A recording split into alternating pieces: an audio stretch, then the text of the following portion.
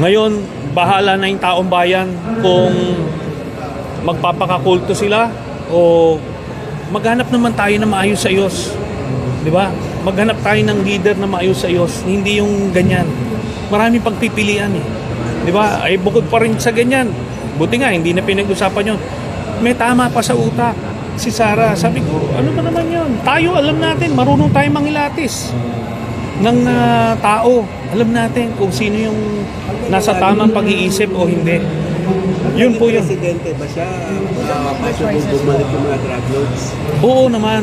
Drug lord, gambling lord, pogos. Nakita nyo yung mga ahente ng Chinese. Papasok lahat yun dito. So yun lang po ang apila natin. Hindi po tayo gumagawa, hindi po kami gumagawa ng ebidensya at kwento. Minumulat po namin kayo dito. So sana po ay nagawa po natin yun ngayong araw na to.